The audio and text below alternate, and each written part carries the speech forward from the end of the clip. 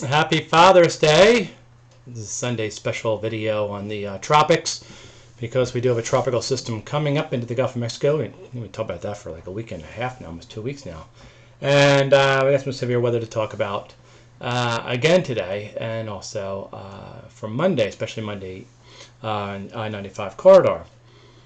All right, here you go. This is satellite picture, currently midday Sunday. Our cold front is stretching across this area, and still some clusters of thunderstorms going on. It's been pretty much a lot of clusters of thunderstorms going on through the mid-Mississippi Valley last couple of days, and it's truly getting wet out there. I mean, there's no doubt about it.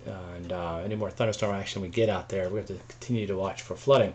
Our tropical system is actually right here. There's a really good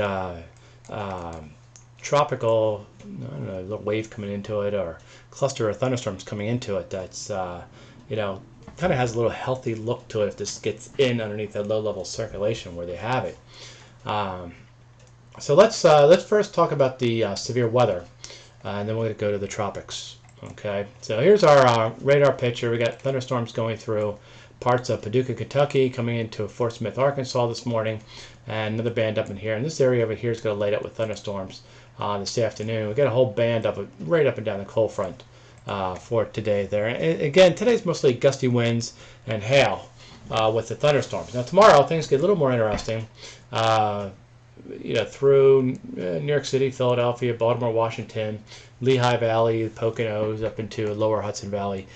Things could get pretty interesting there with maybe tornado activity, as well as large hail and damaging winds tomorrow as this cold front continues to plow eastward and kind of get rid of this heat and humidity. Gosh almighty, I took a Father's Day ride this morning. It was hot out there. The simulated radar for today, clusters of thunderstorms going on through the Ohio Valley, Eastern Great Lakes. And then tomorrow, here's that squall line stretching from Vermont all the way down to West Virginia. And you can see through much of lower Hudson Valley, Pennsylvania, back toward just west of Baltimore, Washington at this time. Some fairly strong storms being depicted on the simulated radar. So tomorrow's going to be a very active day for severe weather, probably coming anytime from 2 o'clock on through the evening hours as this squall line continues to march eastward. All right, so that takes care of that. All right, going down to the tropics. Here's our tropical systems. This is 93L, disturbance 2, whichever way you want to look at it. And here's that cluster of thunderstorms here. There's the center. The center's over here. A cluster of thunderstorms is on the left side of it. All right. If this low-level center can sneak underneath here, then we got ourselves a new ball game with this tropical system. Things will start to intensify rapidly. Now the problems we're going to have is the overall path of the storm. We got one system that's out here still in the Atlantic Ocean that'll stay pretty far south. Right now they kind of hashed all of the central Gulf of Mexico because European model wants to go this way, GFS wants to go this way, and as I'm going to show you right now, the cluster of the models. This is the midday run of the clusters, and most of them are pointing up here toward New Orleans, over to Mobile Bay, and to the western part of the Florida Panhandle. That's where most of the clusters of thunderstorm of the hurricane tracks are going. All right, like I said, the Europeans really the outlier in all this. So this is the GFS model. Here's our squall line coming through. This is our tropical system by late tomorrow, coming up into the Gulf of Mexico. It really wants to get this thing going. I mean, the models. Remember this model had this thing here like 2 weeks ago. Had it over here in the Eastern Gulf of Mexico.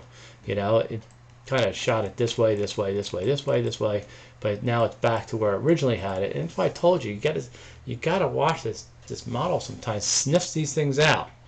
All right, then you got to kind of play the game of where it could go, but it really does a good job in sniffing them out.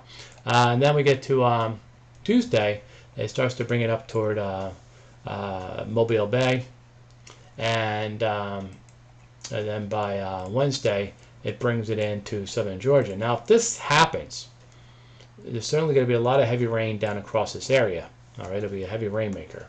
if that happens, okay? Because even if we get to Thursday, there's still a lot of heavy rain going on, so you could have some flash flood problems. Now remember, the European model takes it over to the Texas coast. All right, there's some people out there that believe that the Texas coast is where it's going to end up. You know, because I think the problem is you know, if you look at other Mets out there, they've put their trust a lot into the European model over the years because it has done a good job.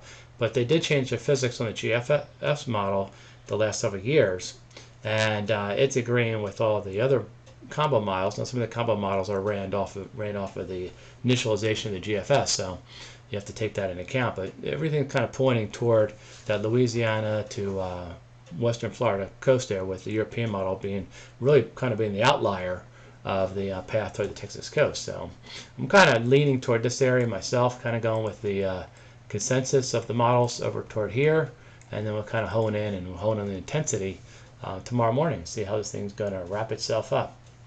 Okay, well, that's it for this Sunday. Have yourself a great Father's Day out there, guys. I'm meteorologist Henry Marcassiti.